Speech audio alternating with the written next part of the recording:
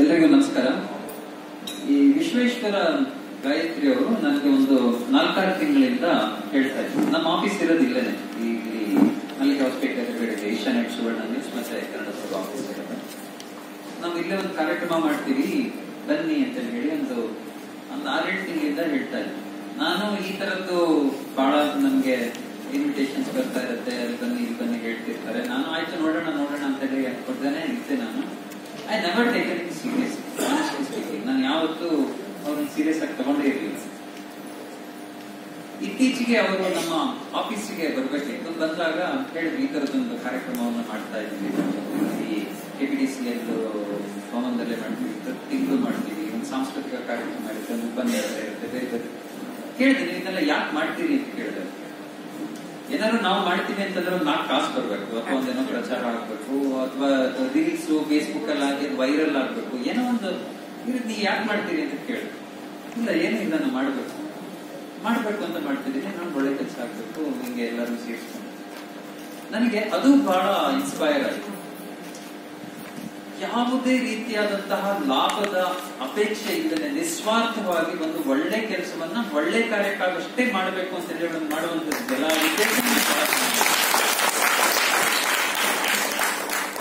ಹಂಗಾಗಿ ನಾನು ಈ ಕಾರ್ಯಕ್ರಮಕ್ಕೆ ಹೊರಗೆ ಒಪ್ಕೊಂಡೆ. ಬಂದಿರುವಂತ ಒಂದು ಕಾರಣ ನನಗೆ ಬಹಳ ಸಾರ್ಥಕ ಅಂತ ಅನಿಸ್ತಾ ಇದೆ. 3 ಕಾರಣಗಳಿಗಾಗಿ. ಇದು ಮಧ್ಯಾಹ್ನ ಊಟದ ಟೈಮ್, ನಾನು ಜಾಸ್ತಿ ಮಾತಾಡುವಂಥದ್ದು ಅಲ್ಲ. ಈ ಟೈಮ್ ನಲ್ಲಿ ಹೊಟ್ಟೆ ಮಾತಾಡ್ತಿದೆ, ಬಾಯಿ ಮತ್ತೆ ತಲೆಗೆ ಬೇರೆ ನಾವು ಎಕ್ಸ್ಟ್ರಾ ಕೆಲಸ ಕೊಡಬಾರ್ದು ಅನ್ನೋ ಕಾರಣಕ್ಕೆ 3 ವಿಚಾರಗಳು ನನಗೆ ಬಹಳ ಇನ್ಸ್ಪೈರಿಂಗ್ ಅನಿಸಿದೆ. ಒಂದು, ನಾನು ಅವ್ರ ಹತ್ರ ಕೇಳ್ತಾ ಇದ್ದೆ, ನಾನು ಬಂದಾಗಲ್ಲಿ ಏನ್ ಮಾತಾಡೋದು, ಏನು ಅಂದ್ರೆ ಈ ನನ್ನ ಕಾರ್ಯಕ್ರಮದ ಸ್ವರೂಪನೇ ಬಹಳ ಡಿಫರೆಂಟ್ ಆಗಿತ್ತು. ನಾ ಯಾವ್ದೋ ಒಂದು ರಾಜಕೀಯ ಕಾರ್ಯಕ್ರಮಕ್ಕೆ ಹೋಗಿರ್ತೀವೋ, ಅಥವಾ ಇನ್ಯಾವುದೋ ಒಂದು ಬಿಸ್ನೆಸ್ ಕಾರ್ಯಕ್ರಮ, ಇನ್ಯಾವುದೋ ಒಂದು ಸಾಮಾಜಿಕ ಕಾರ್ಯಕ್ರಮನೋ, ಅದು ಹೋದಾಗ ಯಾವುದೋ ಒಂದು ಸ್ಪೆಸಿಫಿಕ್ ಉದ್ದೇಶ ಇರುತ್ತೆ ಏನು ಅಂತ ಕೇಳಿದಾಗ ಅವ್ರು ಹೇಳ್ತಾ ಇದ್ರು, ನೋಡಿ ಈಗಿನ ಕಾಲದಲ್ಲಿ ಸೋಷಿಯಲ್ ಮೀಡಿಯಾದ ಪ್ರಭಾವ ಎಲ್ಲ ಜಾಸ್ತಿ ಆಗ್ತಿದೆ. ಯು ಆರ್ ಆಲ್ಸೋ ವೆರಿ ಟೆಕ್ನೋಕ್ರಾಟ್ ಅಥವಾ ಟೆಕ್ನಿಕಲ್ ವಿಷಯಗಳನ್ನೆಲ್ಲ ನೀವು ಮಾಧ್ಯಮದಲ್ಲಿ ಬಹಳ ಅಳವಡಿಸಿದಿರಿ, ನಿಮ್ಮ ಆಸಕ್ತಿಯ ಕ್ಷೇತ್ರ ಅದು, ಹಾಗಾಗಿ ಅದನ್ನೇ ಮಾತಾಡಬಹುದು ಅನ್ನೋ ರೀತಿಯಲ್ಲಿ ಹೇಳಿದ್ರು. ನನ್ಗೆ ಈ ಸೋಷಿಯಲ್ ಮೀಡಿಯಾ ಅಂತ ಹೇಳಿದಾಗ ನನ್ಗೀಗ ಇವತ್ತಿನ 2 ಘಟನೆಗಳು ನಿಮಗೂ ಗಮನಿಸಿರುತ್ತೆ. ಇದು ನೇಪಾಳದಲ್ಲಿ ಇದ್ದಕ್ಕಿದ್ದಂಗೆ ಎಲ್ಲ ಈ ಫೇಸ್ಬುಕ್, ಯೂಟ್ಯೂಬ್, ಟ್ವಿಟರ್, ಇನ್ಸ್ಟಾಗ್ರಾಮ್ ಎಲ್ಲ ಬ್ಯಾನ್ ಮಾಡಿ ಆ ಯುವಕರೆಲ್ಲ ಸೇರಿ ದೊಡ್ಡ ದೊಂಬಿ ಎದ್ದು ಕ್ರಾಂತಿಯಾಗಿ ಅಲ್ಲಿ ಸರ್ಕಾರನೇ ಬಿದೋಗ್ಬಿಡ್ತು. ಅಲ್ಲಿನ ಪ್ರೈಮ್ ಮಿನಿಸ್ಟರ್ ರಿಸೈನ್ ಮಾಡ್ಬಿಟ್ರು, ಅಲ್ಲಿನ MP ಜನ ಬಟ್ಟೆ ಕಳಚಿ ಓಡಿಸ್ಬಿಟ್ರು. ಅಲ್ಲಿಂದ ಬಹಳ ಪ್ರಭಾವಿಯಾದಂತಹ ಮಾಧ್ಯಮ ಅನ್ನುವಂಥದ್ದು ನಿಜ. ಅದ್ರ ಜೊತೆಯಲ್ಲಿ ಅದು ಎಂತಹ ಸಮಾಜವನ್ನ ನಿರ್ಮಿಸ್ತಾ ಇದೆ, ಅದು ಅದರಿಂದಾಗಿ ಎಂತಹ ಕೆಟ್ಟ ಮಾನವೀಯ ಸಂಸ್ಕಾರವನ್ನು ನಾವು ಕಲಿಸ್ತಾ ಇದ್ದೇವೆ ಅನ್ನೋದಕ್ಕೂ ಕೂಡ ಅದೇ ಕಾರಣ. ಅದು ಡಬಲ್ ಏಜೆಡ್ ಸೋರ್ಡ್ ಅಂತ ಹೇಳ್ತಿರ್ತೀವಲ್ಲ, ಒಂದು ಅತ್ಯಂತ ಪ್ರಭಾವಿ ಮಾಧ್ಯಮ ಇಡೀ ಸರ್ಕಾರವನ್ನೇ ಕೆಡವಬಹುದಂಥದ್ದು ಒಂದು.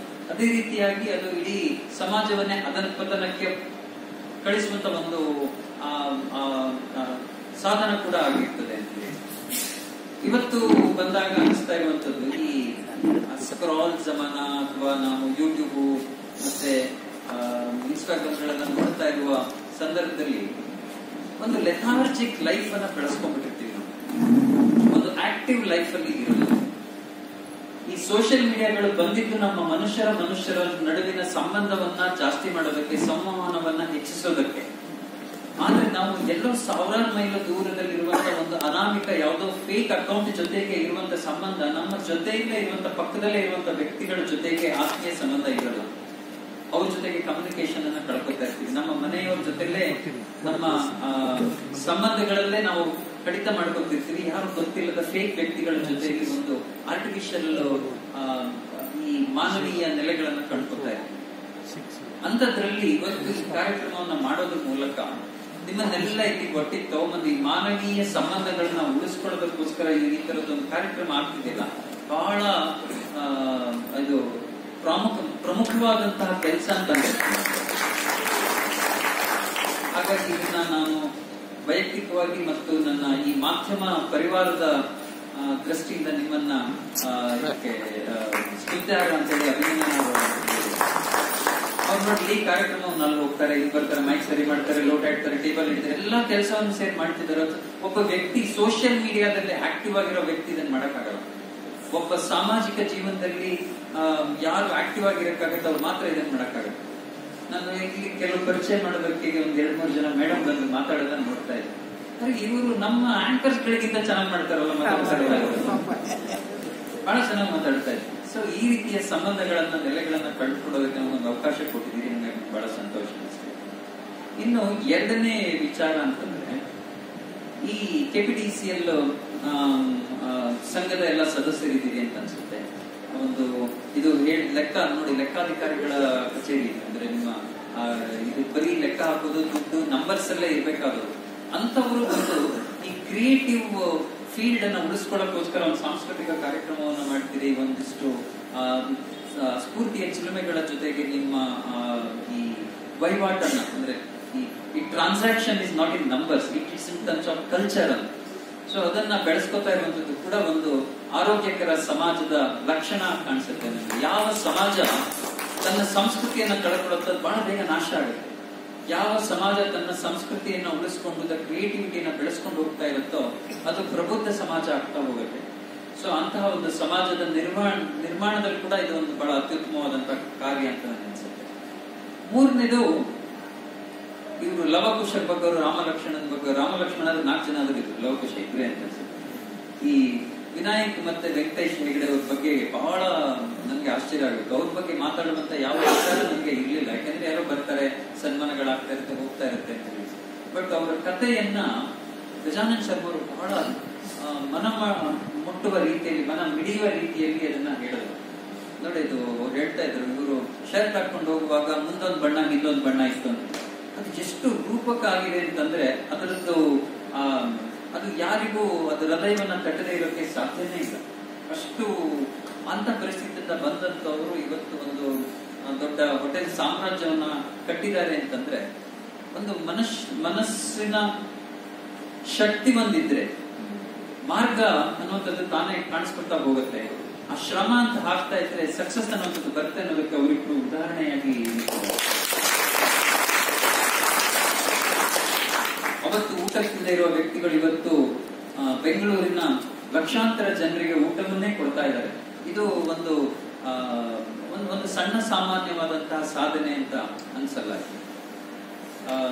ಅದೆಲ್ಲಕ್ಕಿಂತ ಮುಖ್ಯವಾಗಿ ನನಗೆ ಅನ್ಸುತ್ತೆ ಅವರ ವ್ಯಕ್ತಿತ್ವದ ಬಗ್ಗೆ, ಅವರ ಮನೆಯವರ ಬಗ್ಗೆ, ಅವರ ಕುಟುಂಬದ ಬಗ್ಗೆ, ಅವರ ಈ ಎಲ್ಲ ವೈಯಕ್ತಿಕ ನೆಲೆಗಳ ಬಗ್ಗೆ ಎಲ್ಲ ಮಾತಾಡ್ತೀನಿ. ನನ್ಗೆ ಅದಕ್ಕಿಂತ ಮುಖ್ಯವಾಗಿ ಇವತ್ತೇನಾದ್ರೂ ಒಂದು ಭಾರತ ದೊಡ್ಡ ಆರ್ಥಿಕವಾದಂತಹ ಶಕ್ತಿಯಾಗಿದ್ದಿದ್ರೆ ಅದಕ್ಕೆ ಯಾವತ್ತೂ ನಾವು ಹೇಳೋದು, ಭಾರತದ ಬಿಗ್ಗೆಸ್ಟ್ ಬಿಸ್ನೆಸ್ ನೇಮ್ಸ್ ಹೇಳಿ ಅಂತಂದ್ರೆ ಅದಾನಿ, ಅಂಬಾನಿ, ಆಮೇಲೆ ವಿಪ್ರೋ, ಅಜಿಂಜಿ, ಪ್ರೇಮ್ಜಿ, ಇಲ್ಲಿ ಯಾವುದು NR ನಾರಾಯಣ ಮೂರ್ತಿ, ಇಂಥ ದೊಡ್ಡ ದೊಡ್ಡ ಬಿಸ್ನೆಸ್ ಮನ್ಗಳ ಹೆಸರುಗಳನ್ನ ಹೇಳ್ತೀವಿ. ಟಾಟಾ, ಬಿರ್ಲಾ, ಇವರೇ ನಮ್ಮ ದೇಶವನ್ನು ನಿರ್ಮಿಸಿದವರು, ಭಾರತದ ಆರ್ಥಿಕ ಶಕ್ತಿ ಅಂತ ಹೇಳ್ತೀವಿ. ಆನೆಸ್ಟ್ಲಿ ಸ್ಪೀಕಿಂಗ್ ಅದಲ್ಲ. ಅಂತಹ ದೊಡ್ಡ ಅಥವಾ ಅದಕ್ಕಿಂತಲೂ ದೊಡ್ಡ ಬಿಸ್ನೆಸ್ ಮನ್ಗಳು ಅಮೆರಿಕಾದಲ್ಲಿದ್ದಾರೆ, ಯುರೋಪ್ನಲ್ಲಿದ್ದಾರೆ, ಜರ್ಮನಿಯಲ್ಲಿದ್ದಾರೆ, ಜಪಾನ್ನಲ್ಲಿದ್ದಾರೆ. ಇಂಥ ಎಲ್ಲ ದೊಡ್ಡ ದೊಡ್ಡ ಆರ್ಥಿಕ ಶಕ್ತಿಗಳಿದ್ರೂ ಕೂಡ ಅಂತ ದೇಶದಲ್ಲಿ ಇವತ್ತು ಆರ್ಥಿಕ ಹಿಂಜರಿತ ಆಗ್ತದೆ, ರಿಸೆಷನ್ ಅಂತ ಹೇಳ್ತೀವಲ್ಲ, ಅಲ್ಲಿರುವಂತ ದೊಡ್ಡ ದೊಡ್ಡ ಕಂಪನಿಗಳು, ನಮ್ಮ ಈ ವಿಪ್ರೋ ಆಗ್ಲಿ, TCS ಆಗ್ಲಿ ಅಥವಾ ಇನ್ಫೋಸಿಸ್ ಆಗ್ಲಿ, ಇದನ್ನ ಮೀರಿಸುವಂತಹ 100 ಪಟ್ಟು ದೊಡ್ಡದಾದಂತಹ ಕಂಪನಿಗಳು, 1000 ಪಟ್ಟು ದೊಡ್ಡದಾದ ಕಂಪನಿಗಳು ಇವತ್ತು ಆ ದೇಶದಲ್ಲಿದ್ದಾರೆ. ಆದ್ರೆ ಅಂತ ದೇಶದಲ್ಲಿ ಇವತ್ತು ಆರ್ಥಿಕ ಹಿಂಜರಿತ ಆಗಿ ಲಕ್ಷಾಂತರ ಜನರನ್ನ ಕೆಲಸದಿಂದ ತೆಗೆದಾಕ್ತಾ ಇದ್ದಾರೆ. ಆರ್ಥಿಕ ಪರಿಸ್ಥಿತಿ ಹಿಂಗೆ ಹೋದ್ರೆ ದೇಶ ಎಲ್ಲಿ ಹೋಗುತ್ತೆ ಅಂತ ಗೊತ್ತಿಲ್ಲ. ಇದ್ದಂತಹ ಜನರು ನೆಲೆಗಳನ್ನ ಕಳ್ಕೊಂಡು ರೋಡಿಗೆ ಬಂದಿದ್ದಾರೆ. ಇಂಥ ಪರಿಸ್ಥಿತಿ ಆಗುವಾಗ ಭಾರತ ಮಾತ್ರ ಈ ವಿಶ್ವದಲ್ಲಿ ಅತ್ಯಂತ ವೇಗವಾಗಿ ಬೆಳೀತಾ ಇರುವಂತಹ ಆರ್ಥಿಕ ಶಕ್ತಿ. ನಮ್ಗೆಲ್ಲ ಗೊತ್ತು. ಇದು ಕೆಲವೇ ವರ್ಷಗಳ ಹಿಂದೆ ನಾವು ಆರ್ಥಿಕ ಅಳತೆಗೋಲಿನಲ್ಲಿ, ಅಂದ್ರೆ ವಿಶ್ವದ ಆರ್ಥಿಕ ಅಳತೆಗೋಲಿನಲ್ಲಿ 13ನೇದೋ 14ನೇದೋ 50ನೇದೋ ಸ್ಥಾನದಲ್ಲಿ ಇದ್ದವರು ಇವತ್ತು ನಾವು 4ನೇ ಸ್ಥಾನದಲ್ಲಿ ಬಂದಿದ್ದದ್ದು. ಸ್ಟ್ರಾಂಗೆಸ್ಟ್ GDP, 4th GDP ನಾವು ಜಪಾನ್ ಅನ್ನ ಮೀರಿಸಿ ನಾವು ಇವತ್ತು ಈ ಸ್ಥಿತಿಗೆ ಬಂದು ನಿಂತಿದ್ದೀವಿ. ಹೀಗೆ ಮುಂದುವರಿತಾ ಹೋದ್ರೆ ನಾವು ಇನ್ನೊಂದು ಕೆಲವೇ ವರ್ಷಗಳಲ್ಲಿ ನಾವು ಜರ್ಮನಿಯನ್ನ ಹಿಂದೆ ಹಾಕಿ ನಾವು 3ನೇ ಸ್ಥಾನಕ್ಕೂ ಬರ್ತೀವಿ ಅನ್ನುವಂಥದ್ದು ನಿಶ್ಚಿತ. ಅದರಲ್ಲಿ ಯಾವುದೇ ರೀತಿಯಾದಂತಹ ಡೌಟ್ ಇಲ್ಲ.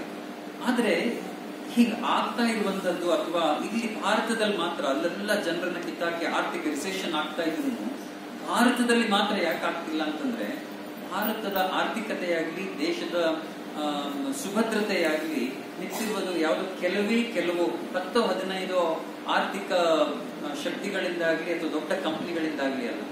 ಇದು ಇಷ್ಟೊಂದು ಸಬಲವಾಗಿ, ಇಷ್ಟೊಂದು ಗಟ್ಟಿಯಾಗಿ ಬೇರೂರಿ ಸುಭದ್ರ ಆರ್ಥಿಕತೆ ಆಗಿರುವಂತದ್ದು ಇಂತಹ ವ್ಯಕ್ತಿಗಳಿಂದ.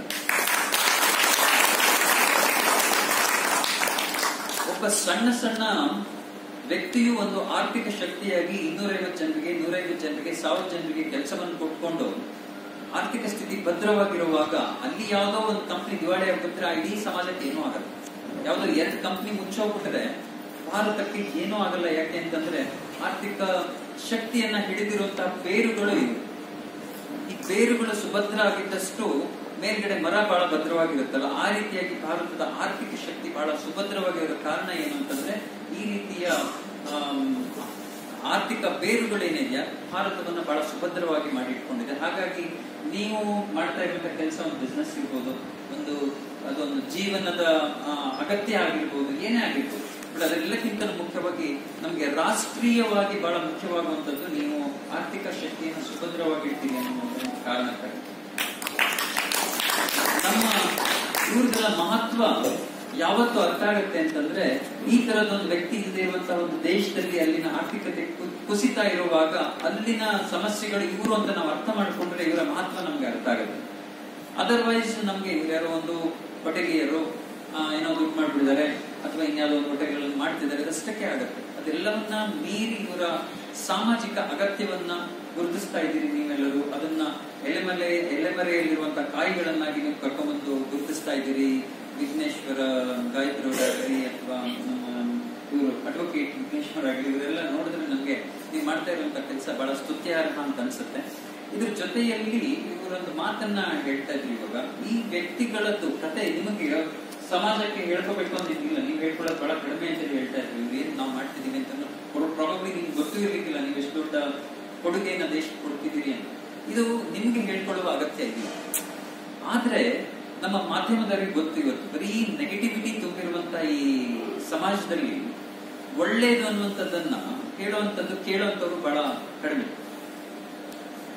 ಇಲ್ಲಿಯ ಪಾಸಿಟಿವ್ ಸ್ಫೂರ್ತಿ ಅನ್ನುವಂಥದ್ದು ತುಂಬಾ ಬೇಕಾಗುತ್ತೆ. ಅಂದ್ರೆ ನೆಗೆಟಿವಿಟಿಯನ್ನೇ ನೋಡೋರು ಯಾವತ್ತೂ ಪಾಸಿಟಿವಿಟಿಯನ್ನ ನೋಡಲ್ಲ, ಅದನ್ನ ಬಿಟ್ಟು ಕೂಡ ಪಾಸಿಟಿವಿಟಿ ಅನ್ನುವಂಥದ್ದು, ಸ್ಫೂರ್ತಿ ಅನ್ನುವಂಥದ್ದು ಬಹಳ ಜನರಿಗೆ ಬೇಕಾಗತ್ತೆ.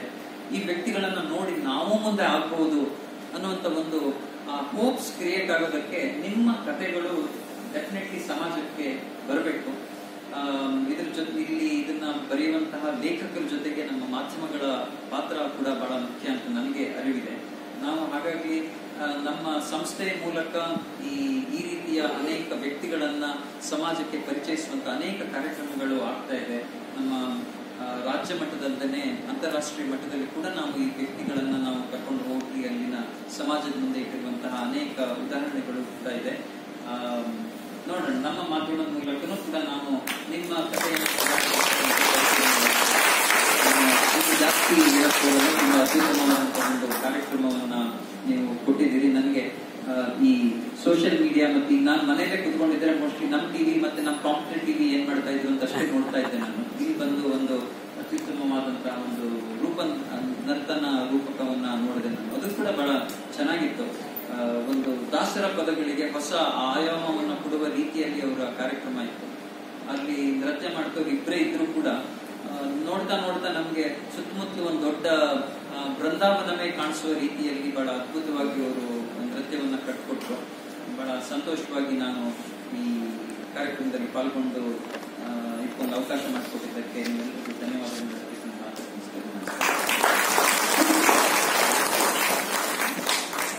ಮಾನ್ಯರೇ ಮತ್ತು ಮಹಿಳೆಯರೇ, ಶ್ರೀಯುತ ವೆಂಕಟೇಶ್ ಹೆಗಡೆಯವರು ಮತ್ತು ವಿನಾಯಕ್ ಹೆಗಡೆಯವರು ಈ ಇಬ್ಬರು ಸಾಧಕರಿಗೆ ಇವತ್ತೇನು ನಾವು ಸನ್ಮಾನ ಮಾಡ್ತಾ ಇದ್ದೇವೆ, ಇದು ಅತ್ಯಂತ ಅರ್ಥಪೂರ್ಣ, ಸಮಯೋಚಿತ ಮತ್ತು ಅರ್ಹರಾದವರಿಗೆ ಸಂದಂತಹ ಯೋಗ್ಯ ಗುರುತಿಸುವಿಕೆ. ಈ ಸಂದರ್ಭದಲ್ಲಿ ನನಗೆ ಡಿವಿಜಿಯವರ ಒಂದು ಒಂದು ಕವಿತೆ ನೆನಪಾಗ್ತದೆ. ಹುಲ್ಲಾಗು ಬೆಟ್ಟದಡಿ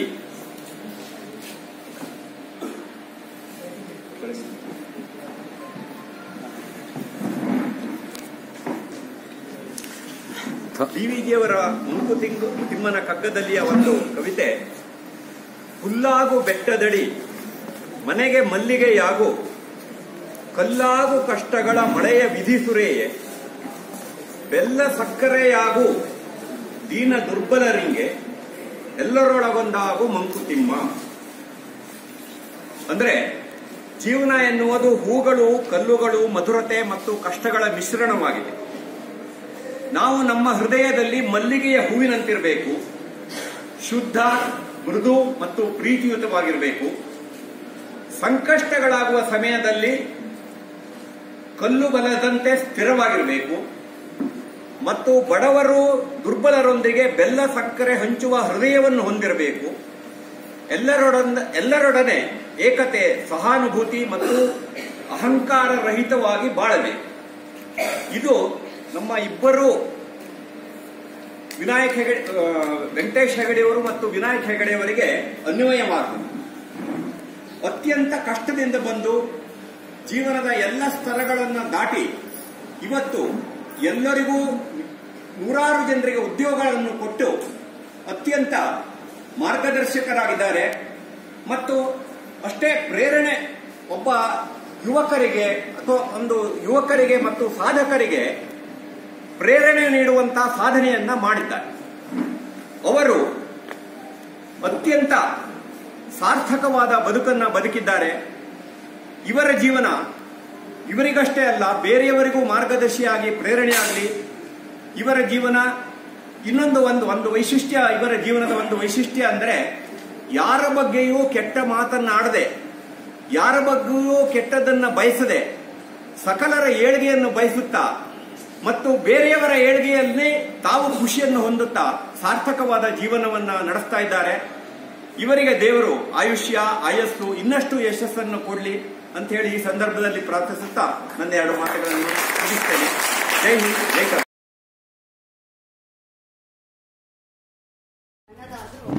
ಒಂದು ಅನುಮಾನ, ಇಲ್ಲಿ ಇರೋರೆಲ್ಲ ಮಹಾ ಸಾಧಕರೇ. ಸ್ಟ್ರಾಂಗ್ ವ್ಯಾಲ್ಯೂ ಸಿಸ್ಟಮ್, ಆಧ್ಯಾತ್ಮಿಕ ಚಿಂತನೆ, ನಿಷ್ಠೆ, ನಿರ್ದಿಷ್ಟ ಧ್ಯೇಯದೊಡನೆ ಬದುಕು ಸಾಗಿಸಿ ಪರೋಪಕಾರ, ಸಾಮಾಜಿಕ ಹಿತಚಿಂತನೆ, ನ್ಯಾಯಪರತೆ, ಈ ರೀತಿಯ ಮೌಲ್ಯಗಳೊಂದಿಗೆ ಬಾಳ್ತಾ ಇರೋ ಇವ್ರನ್ನ ಪರಿಚಯ ಮಾಡಿಸುವಂತ ಶಕ್ತಿ ನನಗಿದೆಯೇ? ಅತಿ ಸಾಮಾನ್ಯರನ್ನು ಆದರೂ ಔಪಚಾರಿಕವಾಗಿ ಪರಿಚಯಿಸುವ ಸಣ್ಣ ಪ್ರಯತ್ನ ಅಷ್ಟೇ ನಾನು ಮಾಡ್ತಾ ಇದ್ದೀನಿ. ಅದರಲ್ಲೂ ನನಗೆ ಕಂಡೀಷನ್ ಹೆಚ್ಚು ಹೇಳ್ಬೇಡಿ, ಯಾಕಂದ್ರೆ ಇರೋರು ಯಾರಿಗೂ ಹೇಳಿಸ್ಕೊಳ್ಳೋದು ಇಷ್ಟ ಇಲ್ಲ. ಆದಷ್ಟು ಕಡಿಮೆ ಹೇಳಿ ಅಂತ ಬೇರೆ ಇನ್ಸ್ಟ್ರಕ್ಷನ್. 2 ನುಡಿಗಳನ್ನು ಮಾತ್ರ ಹೇಳಲು ಇಷ್ಟಪಡ್ತೀನಿ. ಮೊದಲಿಗೆ ಶ್ರೀಯುತರಾದ ಶ್ರೀ ಲಿಂಗೇಶ್ವರ ಸುಬ್ರಹ್ಮಣ್ಯ ಶಾಸ್ತ್ರಿ ಇವರು ಹೊನ್ನಾವರ ತಾಲೂಕಿನ ಕಡ್ಲೆ ಗ್ರಾಮದ ಉಂಚಗೇರಿಯಲ್ಲಿ ಸಾಮಾನ್ಯ ಕುಟುಂಬದಲ್ಲಿ ಜನಿಸಿದ್ರು. ತಮ್ಮ ದೃಢ ಸ್ವಪ್ರಯತ್ನ, ಸಾಧನೆ ಮತ್ತು ಅದನ್ನು ಫಲವಾಗಿಸುವ ಧ್ಯೇಯದಿಂದ ಹಂತ ಹಂತವಾಗಿ ಬೆಳೆದು ಜನಸಾಮಾನ್ಯರಿಗೆ ನ್ಯಾಯ ಸಿಗುವಂತಾಗಬೇಕು, ಮತ್ತೆ ಎಲ್ಲವೂ ಎಲ್ಲರಿಗೂ ದೊರಕಬೇಕು, ಅನ್ಯಾಯವನ್ನ ಆದಷ್ಟು ನಾವು ತೆಗೆದುಹಾಕಬೇಕು ಅನ್ನುವಂತಹ ಒಂದು ಧ್ಯೇಯದೊಡನೆ ನಿರಂತರವಾಗಿ ಶ್ರಮಿಸ್ತಾ ಇರೋದು ನಮ್ಮೆಲ್ಲರಿಗೂ ಗೊತ್ತಿರುವಂತದೇ ವಿಷಯ. ಅದಕ್ಕೆ ನಮ್ಮೆಲ್ಲರಿಗೂ ಹೆಮ್ಮೆ ಕೂಡ. ಇವರ ಈ ತೆರನಾದ ನಿಸ್ವಾರ್ಥ ಪ್ರಯತ್ನದಿಂದ ಲೋಕೋಪಯೋಗಿ ಇಲಾಖೆಯ 70,000ಕ್ಕೂ ಮೀರಿದ ದಿನಗೂಲಿ ನೌಕರರಿಗೆ ನ್ಯಾಯ ಒದಗಿಸೋಸ್ಕರ ಅವರು ಶ್ರಮಿಸಿ ಅವರ ಮನೆ, ಆ ಎಲ್ಲ ಕೂಲಿಗಾರರ ಮನೆಯಲ್ಲಿ ನಿತ್ಯ ಸ್ಮರಣೀಯರಾಗಿದ್ದಾರೆ ಅಂತ ನೆನಪಿಸಿಕೊಳ್ಳಕ್ಕೆ ಇಷ್ಟಪಡ್ತೀನಿ. ಆರೋಗ್ಯಕರ ಸಮತೋಲಿತ ಪರಿಸರವನ್ನ ರಚಿಸಿ ಉಳಿಸಿ ಬೆಳೆಸಬೇಕೆಂಬ ಹಂಬಲವನ್ನು ಧ್ಯೇಯವಾಗಿಸಿಕೊಂಡು ಅರಣ್ಯ ಸಂರಕ್ಷಣೆಗೆ ಶ್ರಮಿಸುತ್ತಿರುವ ಇವರ ನಿರ್ಮಲ ಸಮಾಜದ ಕನಸು ಇವರು ಯಾವ ವ್ಯಕ್ತಿತ್ವ ಅನ್ನೋದನ್ನ ಎತ್ತಿ ತೋರಿಸುತ್ತೆ. ವೃತ್ತಿಯೊಡನೆ ಸಾಮಾಜಿಕ ಕಾರ್ಯಗಳಲ್ಲಿ ನಿರಂತರವಾಗಿ ತೊಡಗಿಸಿಕೊಂಡು ಶಿಕ್ಷಣ, ಸಂಸ್ಕೃತಿ, ಆಧ್ಯಾತ್ಮಿಕತೆಯ ಮೂಲಕ ಸಾಮಾನ್ಯ ಜನರ ಬದುಕನ್ನು ಹಸನಾಗಿಸಬೇಕು ಅನ್ನೋ ನಿಟ್ಟಿನಲ್ಲಿ ನಿತ್ಯ ಸಾಧನೆಯಾಗಿ ಇವರು ಸ್ಮರಣೀಯರಾಗಿದ್ದಾರೆ ಅನ್ನೋದು ಇಂದಿನ ವಿಶೇಷತೆ, ಇವರ ವಿಶೇಷತೆ. ಈ ಕಾರ್ಯಕ್ರಮದಲ್ಲಿ ಇವರು ಉಪಸ್ಥಿತಿರುವುದು ನಮ್ಮೆಲ್ಲರಿಗೂ ಒಂಥರ ಸಂತೋಷ ಹಾಗೂ ಹೆಮ್ಮೆ ಅಂತ ಈ ಸಂದರ್ಭದಲ್ಲಿ ಹೇಳ್ಬೋದು.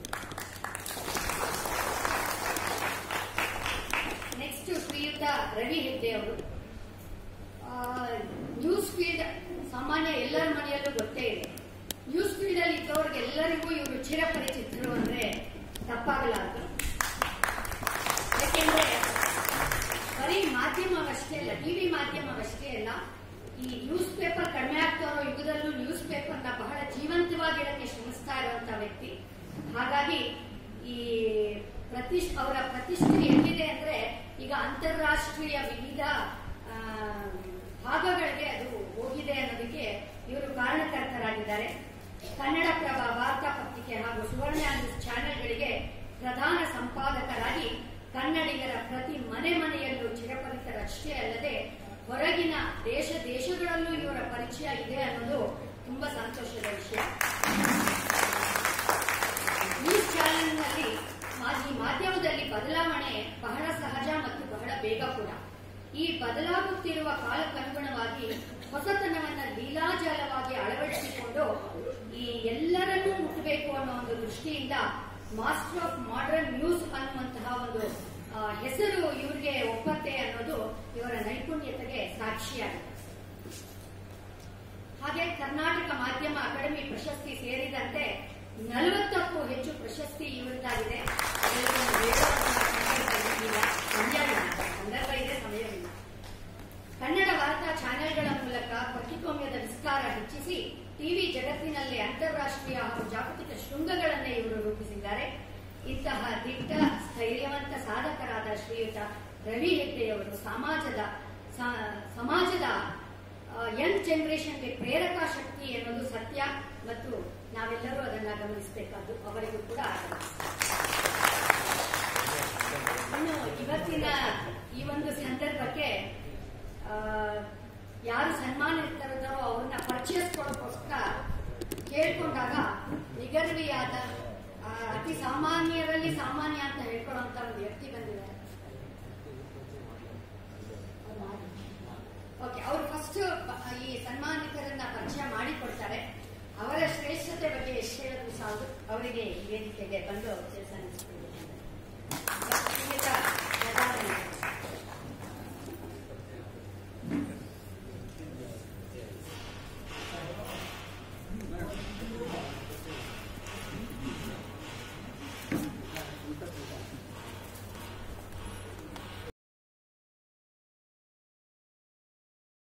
ಸತತ ಪರಿಶ್ರಮ, ಆತ್ಮವಿಶ್ವಾಸ, ಛಲದಿಂದ ಸಾಧನೆಯ ಶಿಖರವೇರಿದ ಶ್ರೀಯುತ ಎಂಎಸ್ ವೆಂಕಟೇಶ್ ಹೆಗಡೆ ಹಾಗೂ ಶ್ರೀಯುತ ಎಂಎಸ್ ವಿನಾಯಕ ಹೆಗಡೆ ಅವರಿಗೆ ಪ್ರದಾನ ಮಾಡಲಾದ ಅಭಿನಂದನಾ ಪತ್ರ. ಮಾನ್ಯರೇ, ಮಾನವ ಜೀವನವೇ ಭೌತಿಕ ಪ್ರಪಂಚದ ಒಂದು ವರ. ಆ ಬದುಕಿಗೆ ಅರ್ಥ ಮೂಡಿಸುವ ಮಾಧ್ಯಮವೆಂದರೆ ಶಿಕ್ಷಣ. ಶಿಕ್ಷಣದ ಅಂತಸತ್ವ ಇರುವುದು ಹೊರಗಿಂದ ಒಳಗಲ್ಲ, ಒಳಗಿಂದ ಹೊರಗೆ. ದೇವರ ಅನುಗ್ರಹದಿಂದ ಚಿಮ್ಮುವ ಆದರ್ಶ ಹೊಂದಿರಲು ಬೇಕಾಗಿರುವುದು ಏಕಸ್ಥಿತ ಛಲ ಹಾಗೂ ಏಕಾಗ್ರತೆಯ ಪರಿಶ್ರಮ. ಈ ಪರಿಶ್ರಮದಲ್ಲಿ ಸಹೋದರನ ಸಹಕಾರ ಸಹಭಾಗಿಯಾದರೆ ಅದು ಹುಮ್ಮಸ್ಸಿನಿಂದ ಯಾವ ಗುರಿಯೂ ಅಸಾಧ್ಯವಲ್ಲ ಎನ್ನುವುದನ್ನು ನೀವು ಕಳೆದ 4 ದಶಕಗಳಿಂದ ಸಾಬೀತು ಮಾಡಿ ತೋರಿಸಿದ್ದೀರಿ. ನಿಮ್ಮ ಹುಟ್ಟೂರು ಕೊಪ್ಪರಿಗೆ ಶರಾವತಿ ಹಿನ್ನೀರಿನ ಲಿಂಗನಮುಖಿ ಜಲಾಶಯದಲ್ಲಿ ಮುಳುಗಡೆ ಹೋದರೂ ನಿಮ್ಮ ನಾಶವಾಗದ ಆಶಯದಿಂದ ಜನಸೇವೆಯ ಕೊಪ್ಪರಿಗೆಯನ್ನು ಬಾಹ್ಯ ಶಿಕ್ಷಣದ ವಿನಾಶವತ್ತಿನಿಂದ ಸಹೋದರನ ಸಹಕಾರದಿಂದ ಪುನಃಸೃಷ್ಟಿಸುತ್ತಾ ಸಾಕಾರ ಮಾಡಿದ್ದೀರಿ. ನಿಮ್ಮ ಸ್ವಯಂ ಅಚಲ ವಿಶ್ವಾಸ, ದೇವರ ಮೇಲಿನ ನಂಬಿಕೆ, ಕೌಟುಂಬಿಕ ಪ್ರೇಮವೇ ಬಂದಿರುವ ಅನೇಕ ಕಷ್ಟ ಕಾರ್ಪಣ್ಯಗಳನ್ನು ಪಾರು ಮಾಡಿದೆ ಅನ್ನುವುದು ನಿಸ್ಸಂಶಯ. ತುತ್ತಿರದ ಹೊತ್ತಲ್ಲಿ ಚಲದಿದ್ದ ಹೊತ್ತ ಮಗ, ಅದಕ್ಕೆ ನೀವು ತೆತ್ತ ಬೆಲೆ ನಿಜಕ್ಕೂ ರೋಮಾಂಚನಕಾರಿ. ಸಣ್ಣ ಉಪಹಾರ ಗೃಹದಿಂದ ಶುರುವಾದ ನಿಮ್ಮ ಪಯಣ ಬೆಂಗಳೂರಿನಂತಹ ಶಹರದಲ್ಲಿ ಜನಸೇವೆಗಾಗಿ ಇಲ್ಲಿಯವರೆಗೂ ಹಲವು ಅಪ್ರತಿಮ ಉಪಹಾರ ಗೃಹಗಳನ್ನು ಸೃಷ್ಟಿಸಿ 200ಕ್ಕೂ ಹೆಚ್ಚು ಜನರಿಗೆ ಉದ್ಯೋಗಾವಕಾಶಗಳನ್ನು ಕಲ್ಪಿಸಿಕೊಟ್ಟ ಕೃತಾರ್ಥರಾಗಿರುವುದು ಅತ್ಯಂತ ಶ್ಲಾಘನೀಯ. ಇಂತಹ ಪುರುಷಾರ್ಥ ಸಾಧನೆ ಇನ್ನೂ ಉತ್ತುಂಗ ಶಿಖರಕ್ಕೇರಲಿ ಎಂದು ಹಾರೈಸುತ್ತಾ ತಮ್ಮ ಸಿದ್ಧಿಗೆ ಉಜ್ವಲ ಯಶಸ್ಸನ್ನು ಕೋರುವ ಧನ್ಯವಾದಗಳೊಂದಿಗೆ ಅಧ್ಯಕ್ಷರು ಹಾಗೂ ಪದಾಧಿಕಾರಿಗಳು, ಕರ್ನಾಟಕ ವಿದ್ಯುತ್ ಪ್ರಸರಣ ನಿಗಮ ನಿಯತ ಲೆಕ್ಕಾಧಿಕಾರಿಗಳ ಸಂಘ ಬೆಂಗಳೂರು. ಎಲ್ಲರಿಗೂ ಧನ್ಯವಾದ.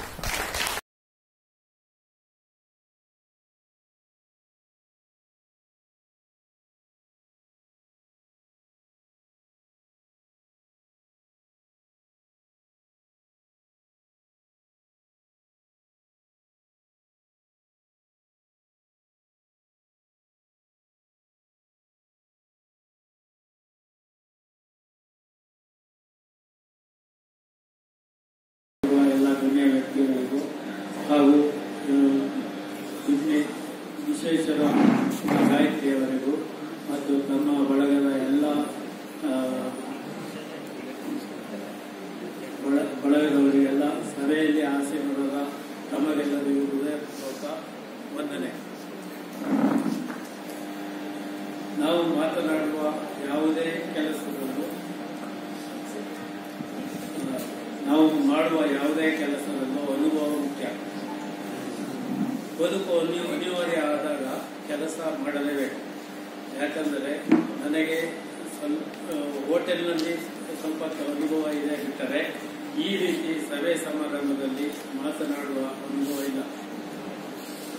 ನಾನು ಮತ್ತು ತಮ್ಮ ಸರಳ ಹಿನ್ನೆಲೆಯಿಂದ ಬಂದವರು. 15/8/87ರಲ್ಲಿ ಒಂದು ಸಣ್ಣ ಕ್ಯಾಂಟೀನ್ ಮಾಡಿ ಅದೇ ನಮ್ಮ ಹೋಟೆಲ್ ಉದ್ಯಮದ ಮೊದಲ ಹೆಜ್ಜೆ. ಅದೇ ಉದ್ಯೋಗವನ್ನು ಮುಂದುವರಿಸಿ ಈಗ 3 ಹೋಟೆಲ್ಗಳನ್ನು ಮಾಡಿದ್ದೇವೆ. ನಮಗೆ ಅವಕಾಶವನ್ನು ಉಂಟು ಮಾಡಿರುವುದು ನಮ್ಮ ಅಪಾರ ಸಂತೋಷ ಮತ್ತು ತೃಪ್ತಿಯನ್ನು ತಂದುಕೊಟ್ಟಿದೆ. ಈ ನಮ್ಮ ಸಾಧನೆಯನ್ನು ಗುರುತಿಸಿ ಈ ಗೌರವವನ್ನು ನೀಡಿರುವುದು ನಮಗೆ ವಿಶೇಷವಾಗಿದೆ ಹಾಗೂ ಈ ಸನ್ಮಾನ ಮಾಡಿರುವುದು ಸಂತೋಷವಾಗಿದೆ. ಹಾಗಾಗಿ ಹೃದಯಪೂರ್ವಕವಾದ ಧನ್ಯವಾದಗಳು. ನಮಗೆ ಕಷ್ಟ ಮತ್ತು ಸುಖ ಎರಡು ಒಂದೇ. ಯಾಕಂದರೆ ಸುಖ ಬೇಕೆಂದರೆ ಕಷ್ಟಪಡಲೇಬೇಕು. ಕಷ್ಟಪಟ್ಟರೆ ಸುಖ. ಸುಖ ಗಳಿಸಿದ ಮೇಲೆ ಅದನ್ನು ಉಳಿಸಿಕೊಳ್ಳಲು ಮತ್ತೆ ಕಷ್ಟಪಡಬೇಕು.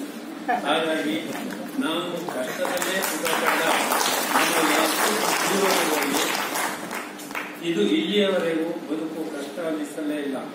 ಕಾರಣ ನಮ್ಮ ಕುಟುಂಬದಲ್ಲಿ ಎಲ್ಲರ ಸಹಕಾರ, ಒಗ್ಗಟ್ಟು, ನಿಸ್ವಾರ್ಥ ಸೇವೆಯ ಕಾರಣ.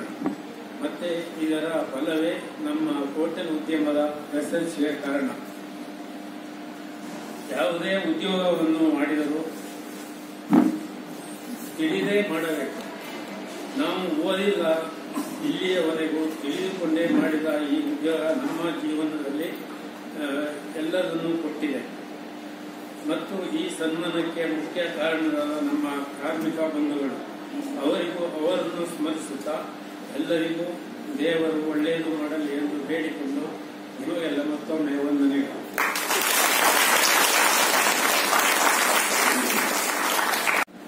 ಗಣ್ಯಾತಿ ಗಣ್ಯರಿಗೆ ಹಾಗೂ ಸಭೆಯಲ್ಲಿ ಆಶೀರ್ವಾದವಾಗಿರುವಂತಹ ಎಲ್ಲ ಸಭಾ ಸದಸ್ಯರಿಗೆ ನನ್ನ ಮನಸ್ಸಾ ವಂದನೆಯನ್ನ ಅರ್ಪಿಸುತ್ತಾ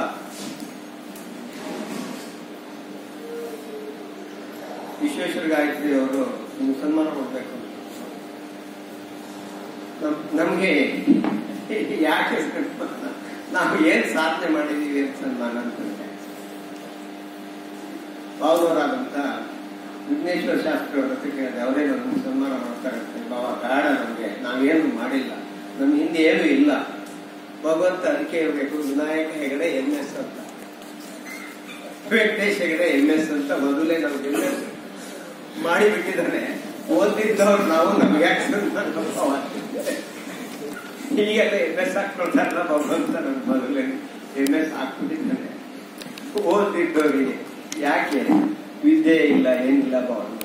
ನನ್ಗೆ ಏನ್ ಮಾತಾಡ್ಬೇಕು ಅಂತ ಗೊತ್ತಾಗ್ತಾ ಇಲ್ಲ. ಬಹಳ ಸಂತೋಷ ಆಗಿದೆ. ಆನೆ ಎದುರಿಗೆ ತಗೊಂಡೋಗಿ ಇರುವೆ ಬಿಟ್ರೆ ಇರುವೆ ಎಲ್ಲಿ ಕಾಣಿಸ್ಲಿಕ್ಕಾಗಿದೆ.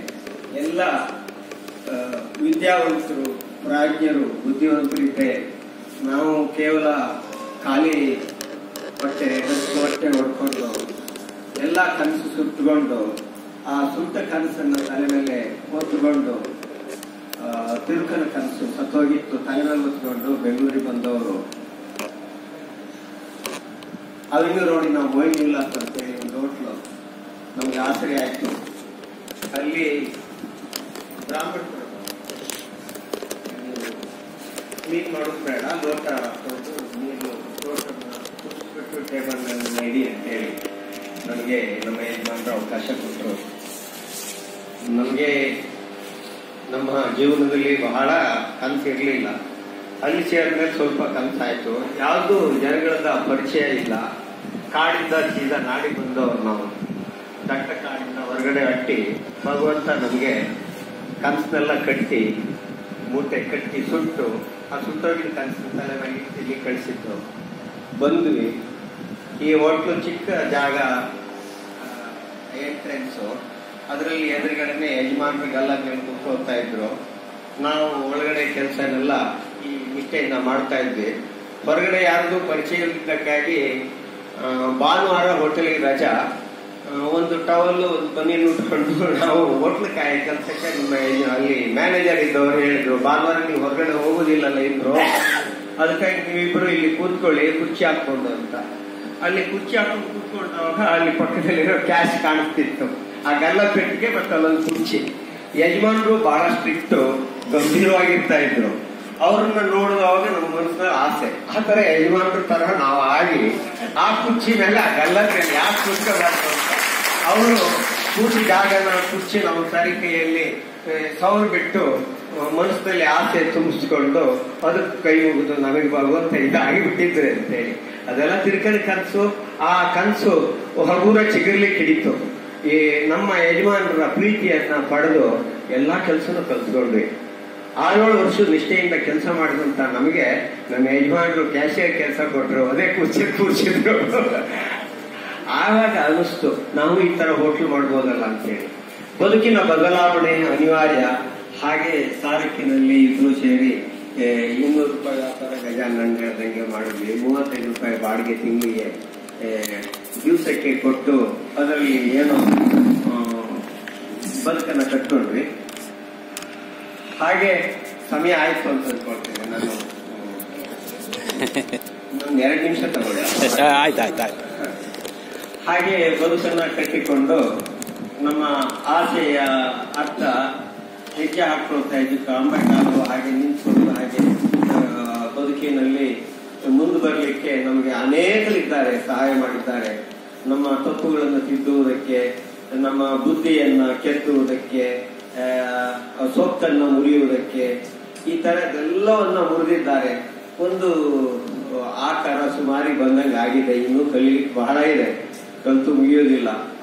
ಹಾಗೆ ಮುಂದುವರಿಸ್ತಾ ಈಗ ಒಂದು 200 ಜನಗಳ ಒಂದು ಕಾರ್ಮಿಕರನ್ನ ಇಟ್ಟುಕೊಂಡು 3 ಹೋಟ್ಲನ್ನ ನಡೆಸಲಿಕ್ಕೆ ಸಹಕಾರ ಆಯಿತು. ನಮ್ಮ ಮಕ್ಕಳ ಜೊತೆಗೆ ಬಾಲ್ಯದಲ್ಲಿ ಅವರಿರುವಾಗ ಅವರಿಗೆ ಇಂಥ ಕೋರ್ಸ್ ಅನ್ನ ಓದಿ ಇಂಥದ್ದು ಮಾಡಿ ಮಕ್ಕಳು ಅಂತ ಹೇಳುವಷ್ಟು ನಮಗೆ ಕುಟುಂಬದೊಟ್ಟಿಗೆ ಬೆರಲಿಕ್ಕೆ ಸಮಯ ಇರ್ತಿರ್ಲಿಲ್ಲ. ಬೆಳಗ್ಗೆ 4 ಗಂಟೆಗೆ ಹೊರಟ್ಕೊಡ್ತಾ ಇದ್ವಿ. ಮನೆಯಲ್ಲಿ ನಮ್ಮ ಅತ್ತಿಗೆ, ನಮ್ಮ ವೈಫು, ಅವರು ಮಕ್ಕಳನ್ನ ಮುದ್ದಾಗಿ ನೋಡಿಕೊಂಡು ತಿಂಡಿ ತೀಡಿ ಅವ್ರ ಜೊತೆಗೆ ಇದ್ದು ಅವ್ರನ್ನ ಬೆಳೆಸೋದಕ್ಕೆ ಮಕ್ಕಳೇ ಅವರ ವಿದ್ಯಾಭ್ಯಾಸವನ್ನ ಹೀಗೆ ಮಾಡ್ಬೇಕಂತೇಳಿ ಯೋಚನೆ ಮಾಡಿ ಅವರೇ ನಿರ್ಧಾರ ತಗೊಂಡು ಅವರ ವಿದ್ಯೆದ ಗುರಿಯನ್ನು ಅವರೇ ಹಿಡ್ಕೊಂಡು ಎಲ್ಲ ವಿದ್ಯಾಭ್ಯಾಸವನ್ನು ಮಾಡಿದ್ರು. ದೊಡ್ಡವಳು MCA ಮುಗಿಸಿ ಅವಳ ವಿದ್ಯೆಗೆ ಅನುಗುಣವಾಗಿ ಶ್ರೇಯಸ್ಸನ್ನ ಮದುವೆ ಮಾಡಿಕೊಂಡು ಅವನ ಬಿಸಿನೆಸ್ ನಲ್ಲಿ ಮುಂದೆ ಸಹಕಾರಿಯಾಗುವಂತ ಸಪೋರ್ಟ್ ಅನ್ನ ಮಾಡ್ಕೊಂಡಿದ್ದಾಳೆ. ಶ್ರೇಯಸ್ಸು ಶ್ರೀಯುತ ಡಾಕ್ಟರ್ ಚಂದ್ರಶೇಖರ್ ಅಮಚಿ ಮತ್ತೆ ಅವರ ಪತ್ನಿ ಶ್ರೀಮತಿ ಬನಶಂಕರಿ ಅವರು ಅಷ್ಟೇ ಬಹಳ ನಮ್ಮನ್ನ ಹಚ್ಕೊಂಡಿದ್ದಾರೆ. ಆ ನಂತರ 2ನೇವಳು ಐಶ್ವರ್ಯ, ಅವಳಿಗೂ ನಾವು ಹೀಗೆ ಓದಮ್ಮ ಅಂತ ಹೇಳಲಿಲ್ಲ. ಅವಳು LLB ಮಾಡಿಕೊಂಡು ನಂತರ ಶ್ರೀ ಸಾಗರ್ನ ಶಾಸ್ತ್ರಿ ಅವ್ರನ್ನ ವಿವಾಹವಾಗಿದ್ದಾರೆ. ಆ ಸಾಗರ್ ಶಾಸ್ತ್ರಿ ಅವರ ತಂದೆಯವರಾದಂತಹ ವಿಘ್ನೇಶ್ವರ ಶಾಸ್ತ್ರಿ ಅವರು ದೊಡ್ಡ ಹುದ್ದೆಯಲ್ಲಿದ್ದವರು, ದೊಡ್ಡ ಜ್ಞಾನವಂತರು. ಆಮೇಲೆ ಸರಸ್ವತಿ ಅಕ್ಕನವರು ಇವರೆಲ್ಲರ ಒಂದು ಸಂಬಂಧ ಸಿಕ್ಕಿದ್ದು ನಮ್ಮ ಸೌಭಾಗ್ಯ ಅಂತ ತಿಳ್ಕೊಂಡ್ವಿ ನಾವು. ಆಮೇಲೆ ಶ್ರೀನಿಧಿ ಓದ್ಕೊಂಡ, B.Com ಮಾಡ್ದ. ಮುಂದೇನ್ ಮಾಡ್ತಾನೆ ಅಂತಂದ್ರೆ ಅವರು ತನ್ನ ಮುಂದಿನ ವಿದ್ಯಾಭ್ಯಾಸಕ್ಕೆ ಸ್ವಿಟ್ಜರ್ಲೆಂಡ್ ನಲ್ಲಿ ಹೋಟೆಲ್ ಮ್ಯಾನೇಜ್ಮೆಂಟ್ ಕಲಿಲಿಕ್ಕೆ ಹೋಗಿ ಅಲ್ಲಿ ಒಂದು ಅಮೆರಿಕದಲ್ಲಿ 1 ವರ್ಷ ಕೆಲಸ ಮಾಡ್ಕೊಂಡು ಮತ್ತೆ ನಮ್ಮ ಅಪೇಕ್ಷೆ ಇತ್ತು ಅವ್ರು ವಾಪಸ್ ಬರಲಿ ಅಂತ ಬಂದ. ಹೋಟೆಲ್ ನನ್ನ ಇನ್ನೊಂದು ಸ್ವಲ್ಪ ಮುನ್ನಡೆಗೆ ಸಾಧಿಸಬೇಕು ಅಂತ ಹೇಳಿ ಪಟ್ಟಾಭಿ ಅಂತ ಇದ್ದಾರೆ, ಅವ್ರದ್ದು ಒಂದು ಸಾಫ್ರನ್ ಅಂತ ಹೋಟ್ಲ್ ಇತ್ತು, ಅವ್ರ ಜೊತೆ ಸೇರ್ಕೊಂಡು ವೈಟ್ ಗಾರ್ಡನ್ ಅಂತ ಹೇಳಿ ಮಲ್ಟಿ ಕುಷನ್ ಕಾಂಟಿನೆಂಟಲ್ ಹೋಟೆಲ್ ಅದು ಮಾಡಿದ್ರು. ಹಾಗೆ ನಮ್ಮ ಜೊತೆಗೆ ನಮ್ಮ ಬೆನ್ನೆಲುಬಾಗಿ ಅವ್ನು ನಿಂತ್ಕೊಂಡಿದ್ದಾನೆ ಇವಾಗ. ಎಲ್ಲ ರೀತಿಯಲ್ಲಿ ಸಹಕಾರ ಕೊಟ್ಟು ಹೋಟೆಲ್ ಅನ್ನ ಮುನ್ನಡೆಸುವುದಕ್ಕೆ ಅವಶ್ಯಕ ಆಗಿದ್ದಾನೆ. ನಿಮಗೆ ಎಲ್ಲ ಪಾಠಗಳಲ್ಲಿ ಕಲಿಸಿದ್ದೀವಿ. ಬಹಳ ಸಂತೋಷ ಆಗ್ತದೆ.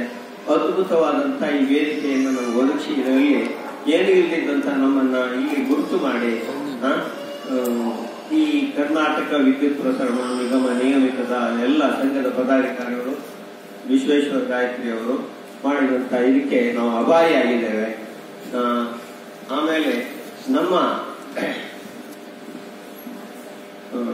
ಶ್ರೀನಿಧಿಗೆ ಮುಂದೆ ಹೇಗೆ ಮದುವೆ ಮಾಡ್ಬೇಕಲ್ಲ ಅಂತ ಯೋಚನೆ ಮಾಡಿದವಾಗ ನಮ್ಮ ಭಾವದ್ರಲ್ಲೇ ಹೇಳ್ತಾ ಇದ್ದು ಸ್ವಲ್ಪ ಹಿಂಗ ಎಲ್ಲ ಒಳ್ಳೆ ಕಡೆಗೆ ಮಕ್ಕಳು ಕೊಟ್ಟಿದ್ದೀರಿ, ನಿಮ್ಗೆಲ್ಲ ಒಳ್ಳೆ ಸಂಬಂಧ ಇದೆ, ಆಮೇಲೆ ನಿಮ್ಮ ಒಳ್ಳೆ ಗುಣಕ್ಕೆ ಒಳ್ಳೆ ಸಂಬಂಧ ಸಿಗುತ್ತೆ ಅಂತ ನಾವು ಯೋಚನೆ ಮಾಡಿ ಬಹಳ ಕಷ್ಟ ಇದೆಯಲ್ಲಪ್ಪ ನಮ್ಮ ಶ್ರೀನಿಧಿ ಎಲ್ಲಿ ಹುಡ್ಕೋದು ಅಂತ ಹೇಳಿದ್ರಿಗೆ ನಮಗೆ ನಮ್ಮ ಬೀಗರಾದಂತ ಉದಯಶಂಕರ ಹೆಗಡೆಯವರು ಮತ್ತೆ ಜ್ಯೋತಿ ಹೆಗಡೆಯವರ ಪ್ರಥಮ ಪುತ್ರಿ.